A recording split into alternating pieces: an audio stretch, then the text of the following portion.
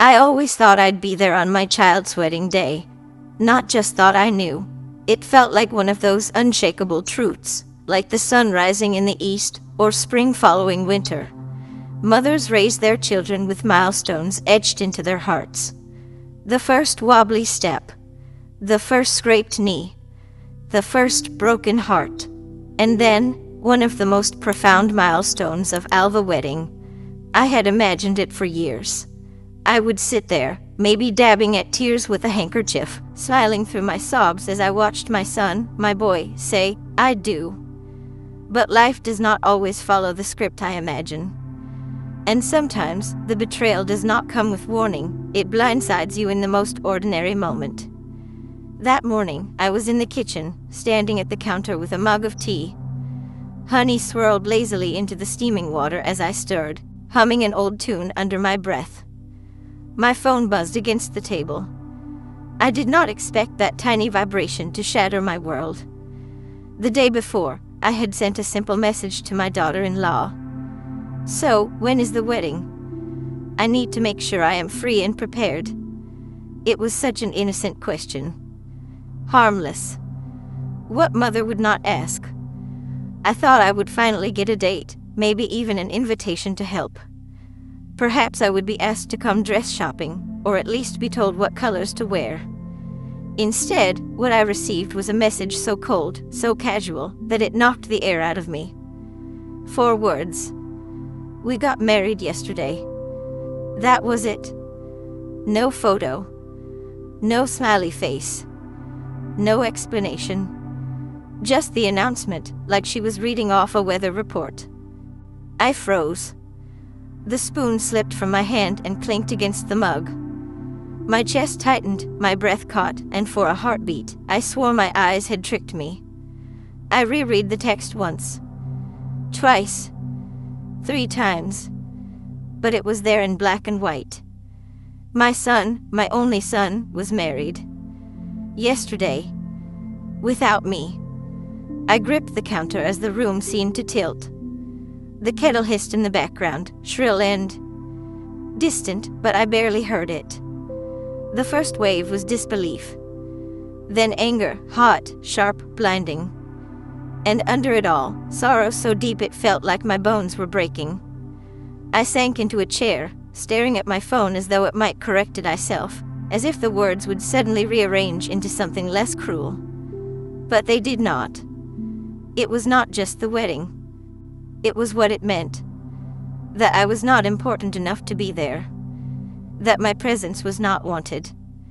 That my son had chosen to begin his new life with me on the outside, shut out like an uninvited guest at my own child's milestone. Hands trembling, I typed back, "What do you mean?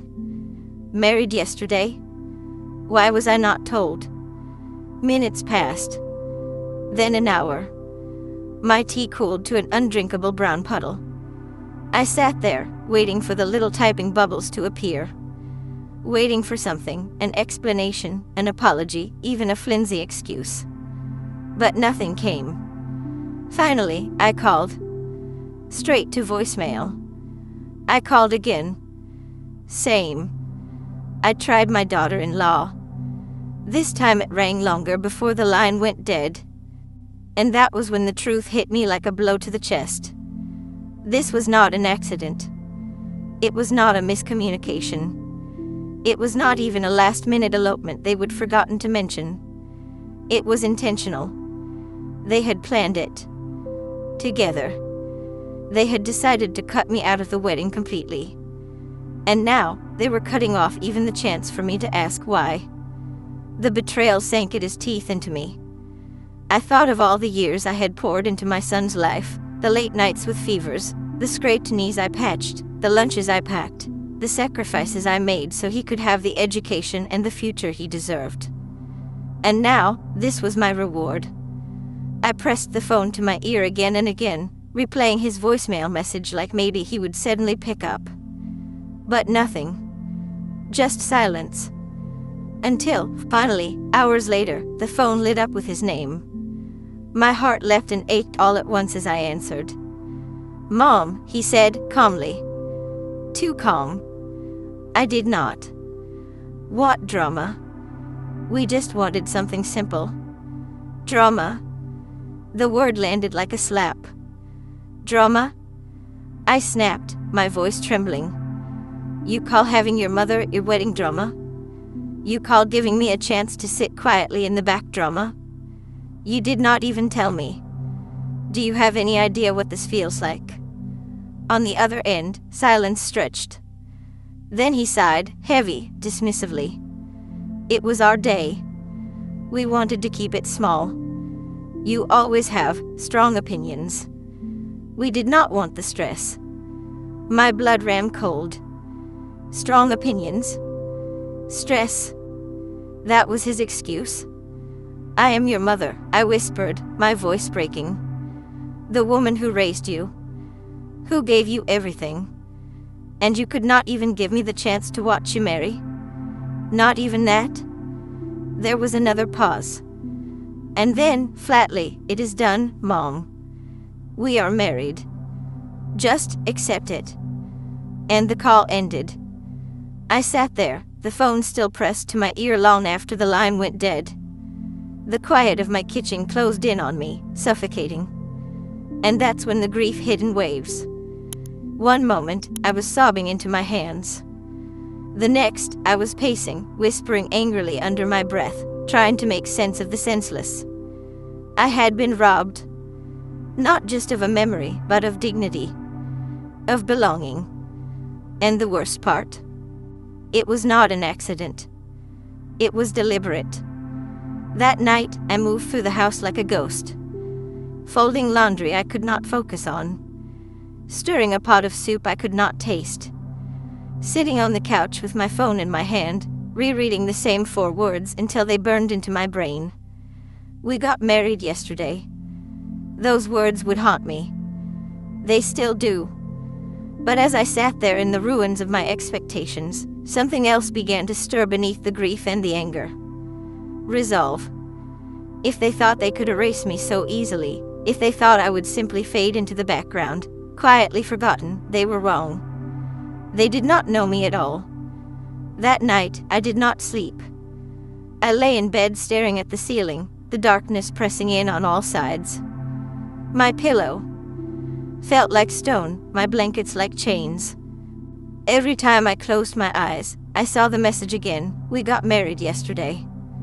The words looped endlessly, slicing deeper each time they replayed. The unanswered calls. The silence. My son's cold dismissal. It is done, Mom. Just accept it. By morning, exhaustion settled into my bones, but so did something else. Curiosity. Not the innocent kind. The dangerous kind. The kind born of betrayal. I needed answers. Where had they gotten married? Who had stood by their side? Did his father's family know? Were friends there, clapping and cheering, while I sat at home like a fool? The secrecy gnawed at me until I could not sit still any longer. If they would not tell me, I would find out myself. So, I did something I never thought I would. I became a detective. My hands trembled as I opened social media. I typed my son's name into the search bar, my heart hammering with each keystroke. At first, nothing new appeared. Just old posts, a birthday photo, some college memories, vacation snapshots from years ago. Then I saw it. Not on his page. Not even on hers. But on a distant cousin's feed. A smiling selfie, the caption beneath it glowing like fire. Congrats to the happy couple. What a beautiful day yesterday. My breath caught. My fingers tightened on the phone. Behind my cousin's grin, the background revealed the truth I had been denied. A small archway draped in flowers. Rows of white chairs. And there, blurred but unmistakable, my son. My boy. Standing at the front in a suit, waiting. I zoomed in until the pixels cracked apart. There she was, my daughter-in-law, radiant in white, her smile wide and free. Guests filled the seats, faces lit with joy. My chest tightened as my eyes scanned the crowd. And then I saw them. My brother, my niece, even a few of my son's childhood friends, boys I had fed at my table, driven to school, watched grow into men. They were all there. They have all known. They had all sat through the vows, clapped at the kiss, toasted with champagne, while I sat in my kitchen, clutching a cold mug of tea. I scrolled further, each swipe of my thumb digging the knife deeper. The happy couple cutting a cake, holding hands, rings catching the sunlight. Guests laughing, clinking glasses, smiling like everything was perfect. And me? Nowhere. This was not a simple elopement, like I had implied. This was not some last-minute let's keep it small. This was a full wedding. Planned, decorated, celebrated, and I had been deliberately erased. The betrayal burned hotter with every photo. These were not strangers. These were people I had loved. People who had sat at my table for Christmas dinners, blown out candles on cakes I baked, hugged me at graduations. And yet not one of them had lifted a finger to tell me. Not one. Finally, with shaking hands, I tapped my brother's number. The phone rang once, twice. He answered on the third. "Well, if it is not the mother of the groom," he said cheerfully. His words were gasoline on open flames.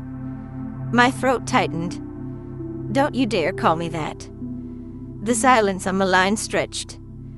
My anger spilled out, raw and unfiltered. How could you?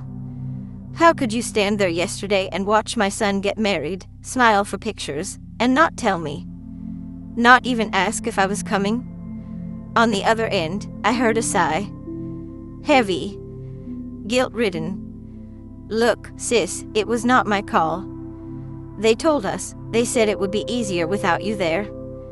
Easier? My voice cracked like glass. What does that even mean? "They did not want conflict," he muttered, his voice low now. "You know how weddings can be. They thought what?" I cut in, my anger boiling over. That ID ruined the day? That ID embarrassed them?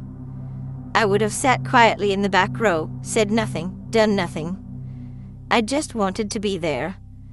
I just wanted to witness my son's vows. His silence was worse than his words. Finally, he whispered, "I am sorry. I did not want to get in the middle of it." And then, click. He hung up.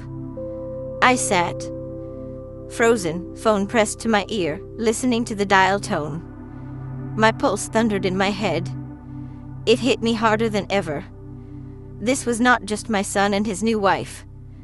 This was everyone. I have a decision. A silent conspiracy to pretend I did not belong.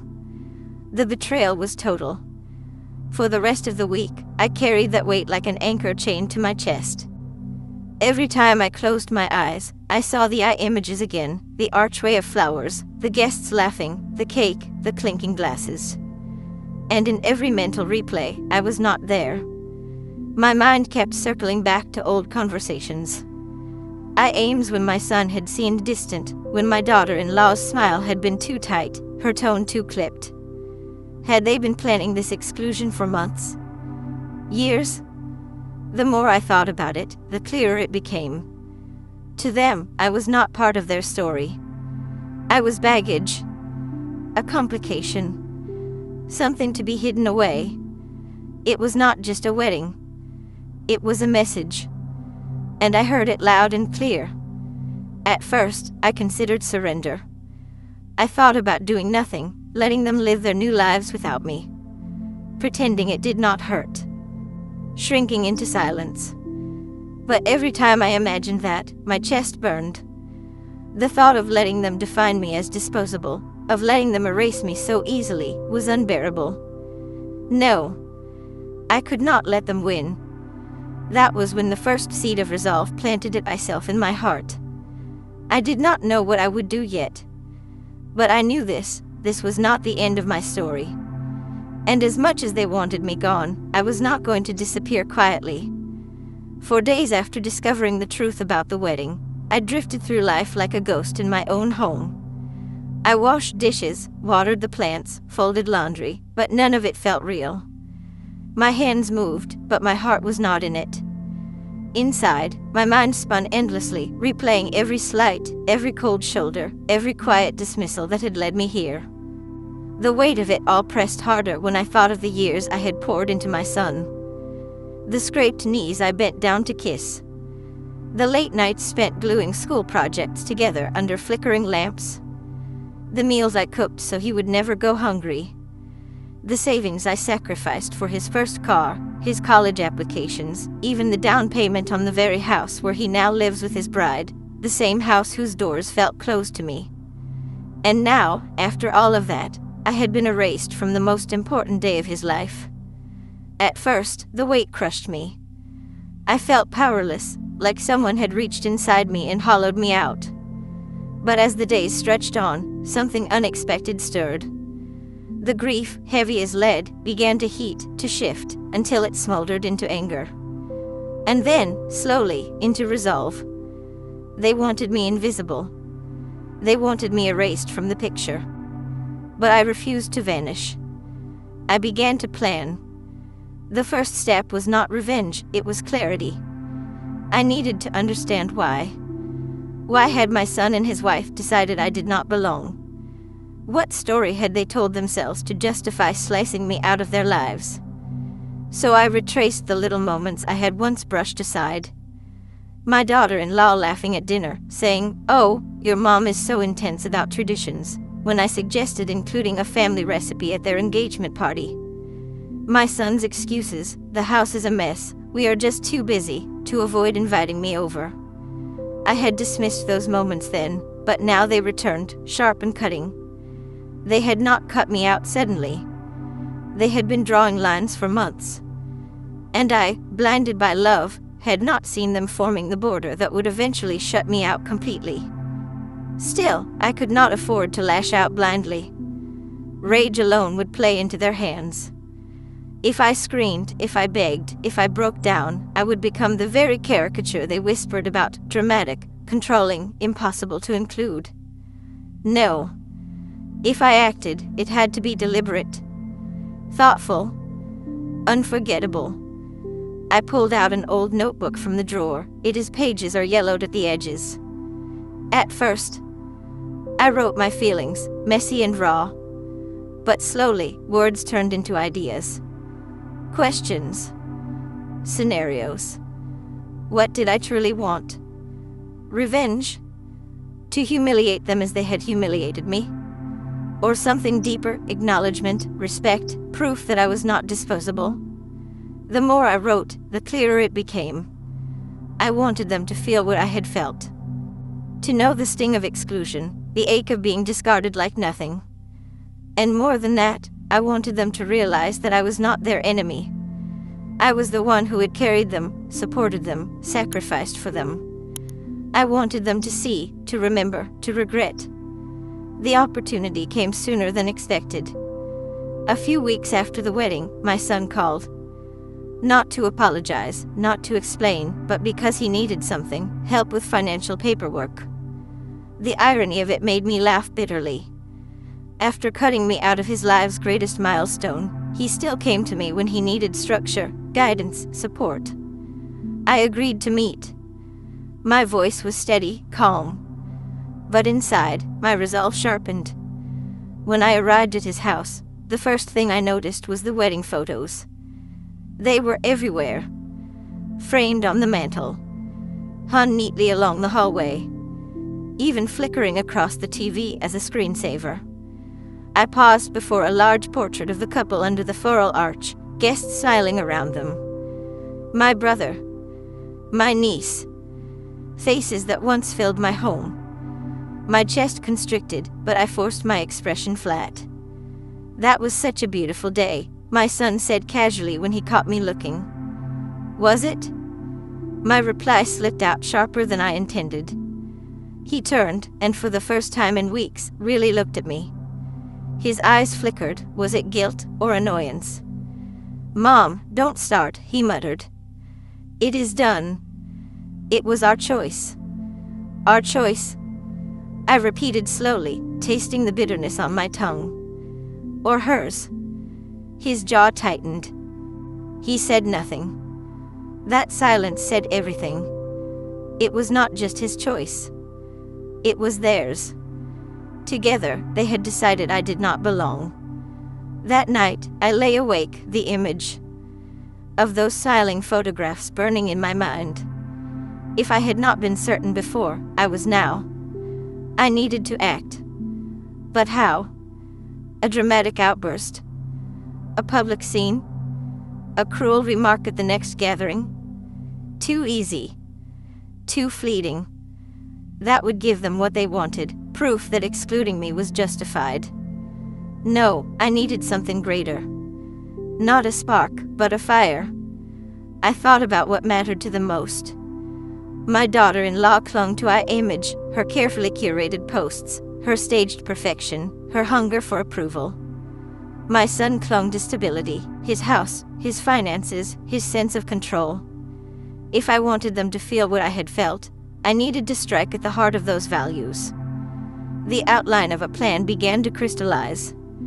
Not shouting, not begging, not asking for scraps at their table. Instead, I would remind them, in the most undeniable way, that I was not disposable. That everything they had, every stone of their stability, every thread of their image, had my fingerprints on it. And when I was done, they would never again be able to crop me out of the picture. The turning point came a few days later, with a phone call from a mutual friend. She had seen the photos online and asked, almost hesitantly, why I was not there. I laughed, though there was no humor in it. "Why don't you ask them?" I said. She hesitated, then whispered, "I don't understand. You did so much for me. Everyone knows that. How could he just—" She stopped, her voice fading, but the words lingered. Everyone knows. Yes. People knew. People remembered. The sacrifices, the years, the love. And if my son and his wife wanted to pretend otherwise, then maybe it was time to remind them, and everyone else, of the truth. Loudly. Clearly. Unmistakably. I hung up the phone with my heart pounding, the outline of my plan etched sharper than ever. I would not chase them. I would not beg. Instead, I would build something undeniable. Something unforgettable.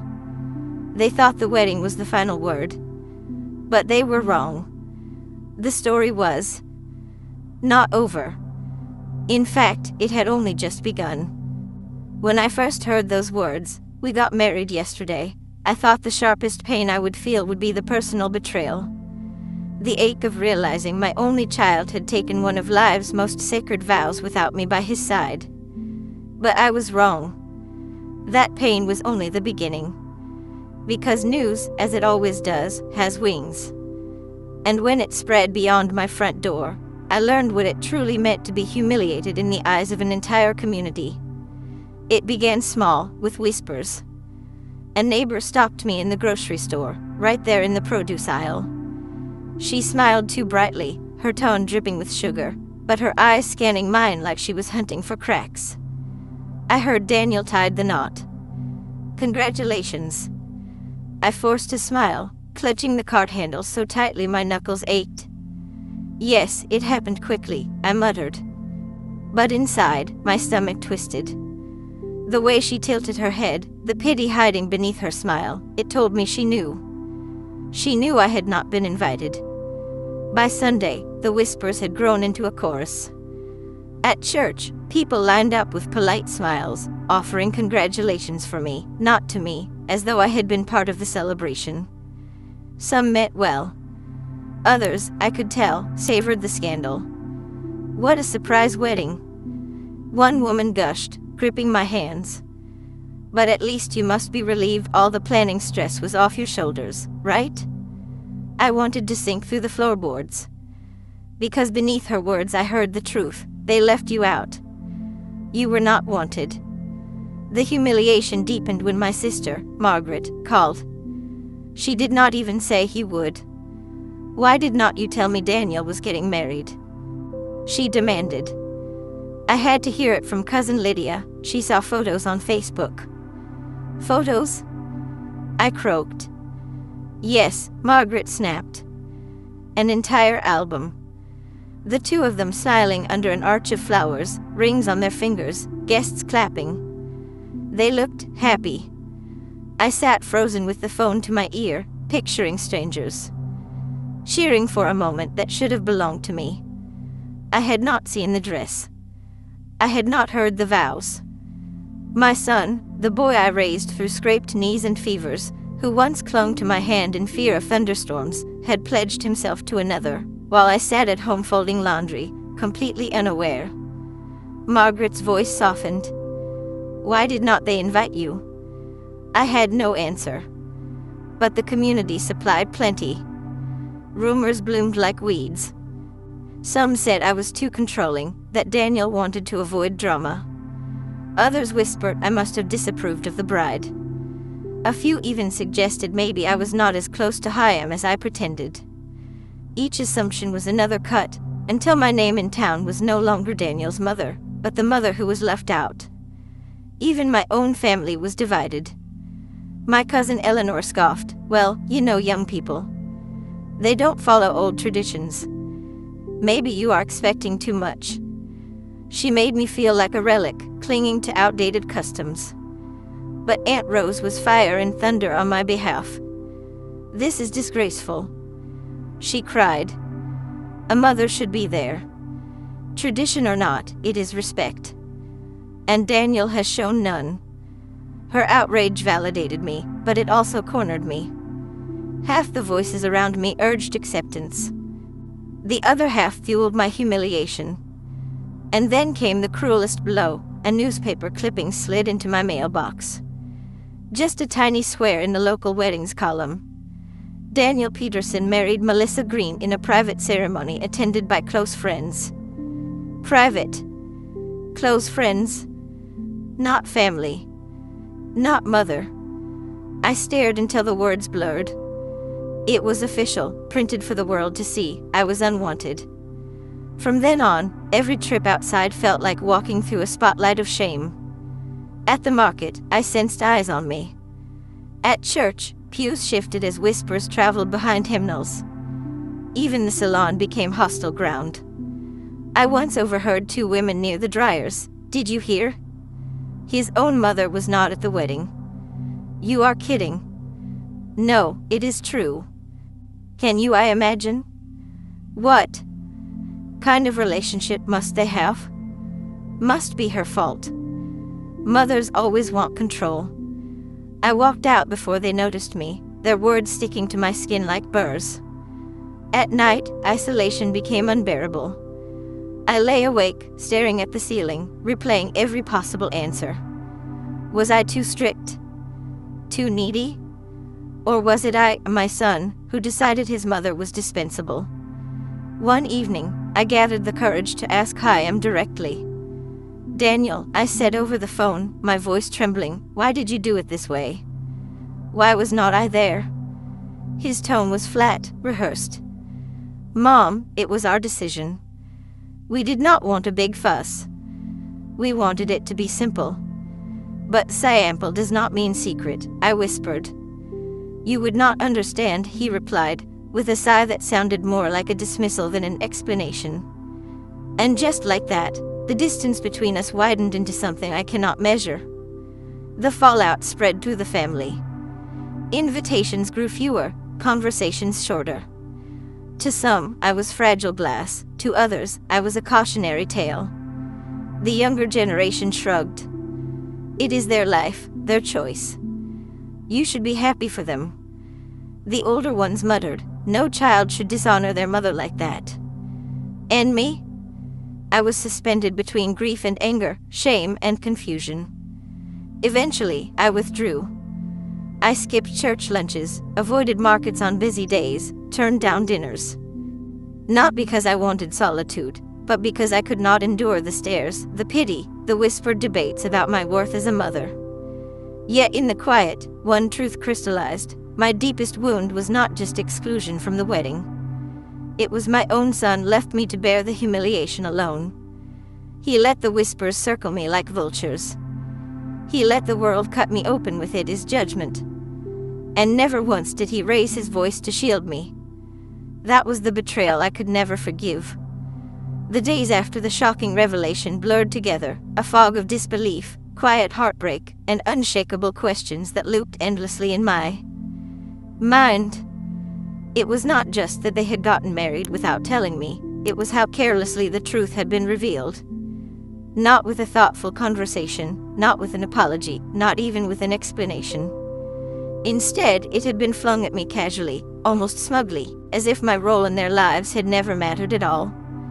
When my daughter-in-law uttered the words, "We got married yesterday," I felt the floor shift beneath me. The sound of her voice did not just carry news, it carried a sentence. But it was in the days that followed, when I replayed those words over and over, that the true weight of the betrayal settled on my chest like a stone I could not move. 2 days later, my son called. His voice was controlled, rehearsed, as if he had practiced his lines in front of a mirror. "Mom," he began, his tone clipped, "I know you are hurt. But we wanted to do things our way. It was private. I am Hattie. We did not want the drama of a big wedding. It was not about excluding you." I let the silence stretch until it hurt, my words lodged somewhere between anger and grief. Finally, I whispered, "It was not about a wedding. It was about respect. About love. About the place I thought I had in your life." He exhaled sharply, a heavy sigh that felt more like dismissal than remorse. "Please don't make this harder than it already is. We're married now. What's done is done." That phrase, "what's done is done," did not just sting. It slammed a door in my face and turned the lock. It was not long before the news trickled into town. In a community like ours, weddings were not just personal, they were milestones everyone shared. People celebrated engagements, showered brides, counted down to big days. But this was different. The first knock on my door came from a neighbor, casserole dish in hand, pity written across her face. "We just heard," she said softly. "Is it true? They got married without you?" I forced a smile, thanked her for the food, and quickly changed the subject. But whispers have wings, and soon they fluttered through the market, the post office, the church pews. Conversations broke off the moment I approached. Curious glances lingered too long. At church, one woman hugged me tightly and muttered, "Such a shame, after all you have done for me." That sentence echoed in my mind for days, "After all I have done for me." Weddings usually pull families closer. This one split ours down the middle. My sister Margaret phoned me, her voice sharp with outrage. "Unbelievable. He did not even give you the courtesy of an invitation? After everything you sacrificed raising Hyam alone?" Her anger gave me a strange comfort, but it also poured gasoline on the fire smoldering inside me. My younger daughter, his sister, was even more devastated. She had worshipped Hyam growing up, trailed behind Hyam like his shadow. Now she would not even say his name. One evening, she sat stiffly in the living room and muttered, "If he can throw away his own family like that, then maybe he does not deserve us." Her words were harsh, but I saw her eyes glisten, proof that her harshness was born from heartbreak. The only communication I received from my new daughter-in-law was a text message. Short, cold, calculated. "We wanted a wedding that was just ours. Please respect that. We'll see you when we're ready." Respect. The irony was bitter enough to taste. I had opened my home to her, welcomed her, defended her, assured her she belonged. And now, her first demand was for me to respect the exclusion she orchestrated. It was not respect she wanted. It was my silence. My compliance. The silence inside my home became unbearable. Every corner reminded me of my son, his sticky little hands slapping the kitchen table, his teenage door slams, his late-night confessions about the woman he loved. I would sit at the dining table, staring at the empty chair where I imagined he would sit with his bride. In my mind, there had always been laughter there, grandchildren's giggles, the warmth of family. Instead, the chair sat empty, silent, a monument to a future stolen. Some friends urged me to reach out. Be the bigger person, one said. Don't let pride keep you apart, another warned. But they did not understand. This was not pride. It was the wound of being erased. Others, though, stood firmly by me. You gave Chaim everything, one close friend reminded me. If he can't see that now, he will learn the hard way.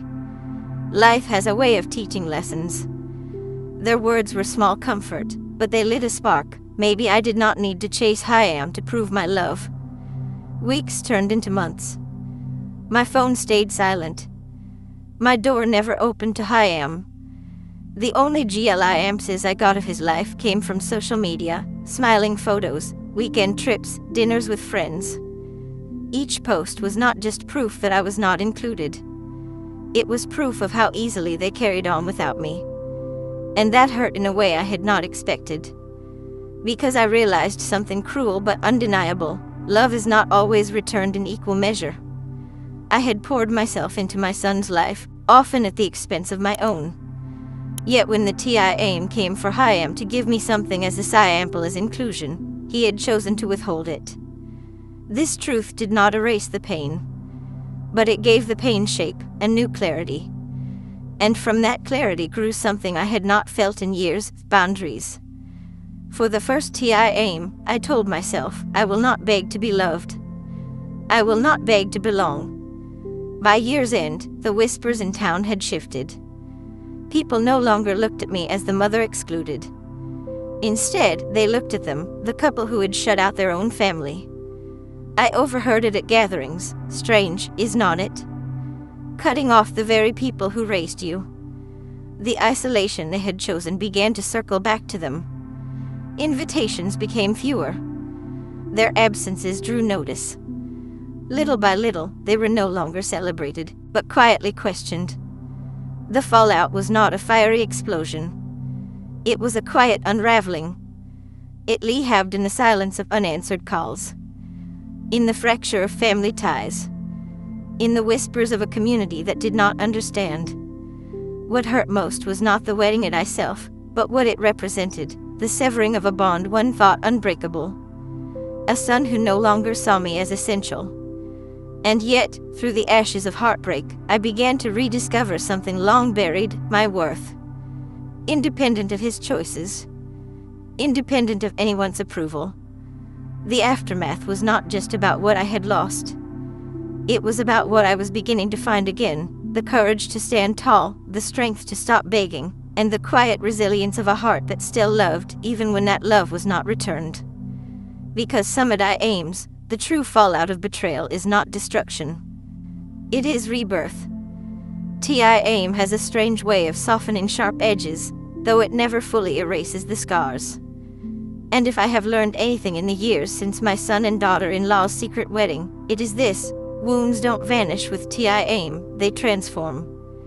Some fade quietly into the background, while others carve permanent lines across your soul, reminding you of the day everything shifted.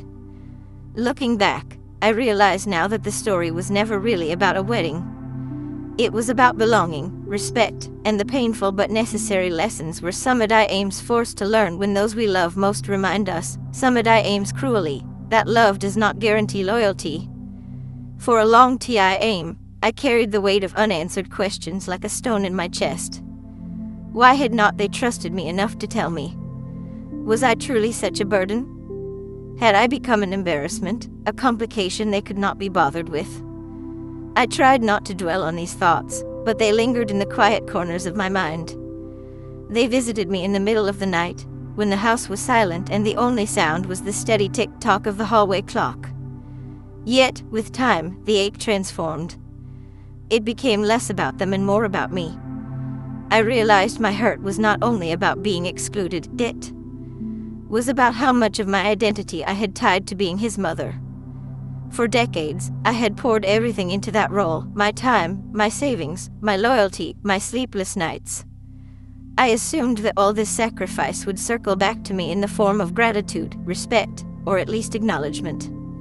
When it did not, I had to face a harder question: who am I when the recognition is absent?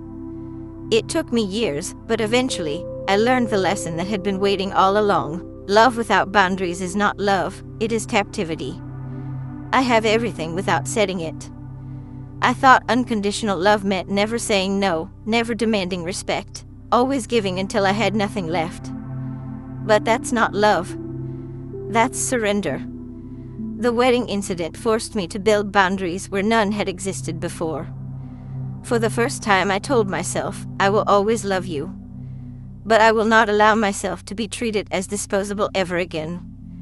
That decision, small as it may sound, was revolutionary. It gave me strength I never knew I had. The fallout of that wedding was not confined to me. It reshaped the family and myself. My daughter, once starry-eyed in admiration of her older brother, slowly distanced herself from Hyam. The pedestal she had placed Hyam on crumbled, replaced by a quiet disappointment. My sister Margaret, fierce, loyal, and blunt, became my shield. She would say, "Leave Hyam to his own devices. You have enough." At first, I feared these fractures would tear us apart permanently. But something unexpected happened instead. The rest of us grew closer. My daughter began visiting more often. My quiet house, once hollow, started filling again with laughter, with the sound of her voice and the clatter of dishes as we cooked together. Margaret became my confidant, my daily reminder that family is not defined by titles or blood alone, it is defined by presence. By the ones who show up. In a small town, stories travel faster than truth. At first, I was the subject of pity, the mother left. The hind, the one deemed too much for her own child's celebration. But as months turned into years, the whispers changed. People saw that I did not lash out, did not spread poison, did not fall apart. Instead, I carried myself with quiet dignity. That mattered more than I expected. Because legacy is not only built within the walls of our families. It is also etched in the eyes of those who watch how we endure. There were moments, fleeting, shallow, when my son tried to bridge the gap. A holiday card here. A rushed phone call there. One Christmas, I received a postcard of them on some sun-soaked beach, scrawled with the words, "Wish you were here." I held that card for a long while. But no picture, no postcard, no 3 words could erase the image of Clara smirking as she said, "We got married yesterday." So I placed the card in a drawer. Not out of anger, but out of understanding. Reconciliation without accountability is nothing more than decoration. Still, I did not slam the door. I kept it ajar. Because motherhood, despite everything, does not come with an off switch. I amply chose to stop waiting at the threshold. In the silence he left, I found something unexpected, my own voice. I began journaling again, filling page after page with my rawest emotions, rage, sorrow, longing, and, eventually, peace. And then something surprising happened. I started sharing little bits with women in my church group. I expected polite nods, maybe a kind word. Instead, I found tears, empathy, and stories that mirrored my own. One woman leaned close and whispered, "My daughter did the same. Got married without telling me." I thought I was alone. And in that moment, I realized, pain, when shared, becomes connection. As the years moved forward, I thought often about my legacy. What would remain after me? Not bitterness. Not resentment. But resilience. I told my daughter, and anyone willing to listen, that family is a gift, not a guarantee. That love must be cherished, not assumed. And that your worth should never be measured by someone else's inability to see it. Because the truth is, when love is withheld, it does not mean you are unworthy. It only means they are unready. One of the deepest wounds was not even the wedding itself, it was the silence of a future that never arrived. I had imagined grandchildren tumbling through my house, sticky-fingered and loud. I had imagined birthday parties, holiday dinners with too many voices talking at once, bedtime stories whispered into little ears. That dream never came. Whether by choice or by chance, my son and his wife never brought children into the world. So I grieved, not just what happened, but what never would. But grief, I learned, has a strange way of redirecting love. I became grandma to neighbor kids, to nieces and nephews. I baked cookies for children who were not mine but still needed sweetness. And in giving love where it could be received, I realized this truth: motherhood does not end because one door closes. Love always finds another outlet. Now, with years between me and that fateful wedding, I see it not as the end of my story, but as a turning point. It forced me to confront the truths I had long avoided, that love cannot be demanded, that respect must be mutual, and that letting go, sometimes, is the most loving act we can choose for ourselves. I don't know if my son will ever truly return. I don't know if Clara will ever see me as more than an obstacle. But I know this: I survived. I endured. I grew. If I could speak to the woman I was on the day I asked, "When is the wedding?" the woman who stood frozen as her daughter-in-law smirked and said, "We got married yesterday," I would whisper, "You will cry. You will rage. You will feel abandoned. But you will also find strength you did not know existed. You will learn boundaries. You will discover your voice. And though you may lose one version of family, you will find another in unexpected places. This moment will not define you, it will refine you. In the end, my legacy will not be the wedding I missed. It will not be the whispers of the community or the fracture in my family tree. It will be the dignity with which I carry myself. The resilience I showed my daughter. The reminder that heartbreak does not destroy us, it reshapes us. And so, the story that began with a simple question, "When is the wedding?" does not end with an answer. It ends with understanding. Because my life is not defined by the invitations I never received. It is defined by the strength I found in their absence. And if there is one truth I carry with me always, it is this: love remains, not because it was returned, but because it really have within me. And that, above all, is the legacy I leave behind.